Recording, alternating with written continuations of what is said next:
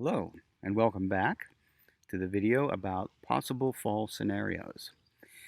Now, first thing I need you to know is that we are using a planning model for the fall based out of a research group called EAB. And in that planning model, we have put together what are being called rapid response teams. They're called rapid response teams because we're asking them to put together this plan this summer. However, the job isn't over. We may get to, for example, August 15th, August 20th, and there may be a new solid revelation about the virus, and that team has to reconvene and maybe make some adjustments to what we decided to do for the fall. So we have a rapid response team for health and environment, for technology, for learning. We're calling it learning loss, learning forward, and also for extracurriculars and athletics. They will be putting together specifics this summer, and we will get those out to you when the plan is ready.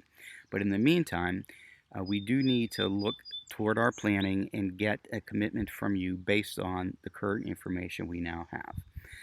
Now, what school looks like in the fall, in general, is that, of course, in the red phase, we would still be at home learning. We would do our online learning, and we are working on getting better at that. And that's one of the reasons we had the survey we asked you to do about the last year's experience. In the yellow phase, we would likely have half the students there on a given day, while half are working from home, known as an AB model. So it'd be something like your children may be in school Monday, Wednesday, and other children Tuesday, Thursday, and then every other Friday.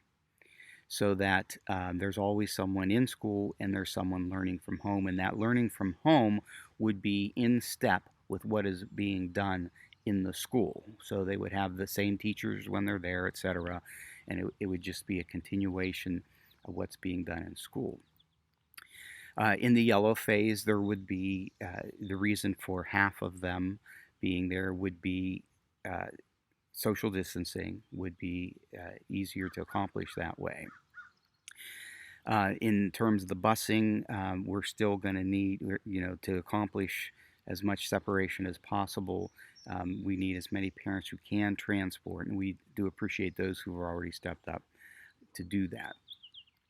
In the green phase, everybody would be coming back. All students would come back to school every day. We would distance as much as possible, but it's not going to be as easy as in the yellow phase. And we would still have all the many cleaning protocols in place. Things like there'll be signage everywhere. There'll be reminders and times for kids to wash their hands. There'll be hand sanitizer in every classroom. And many other, I'm sure, suggestions or recommendations that are going to be made by our rapid response team on that.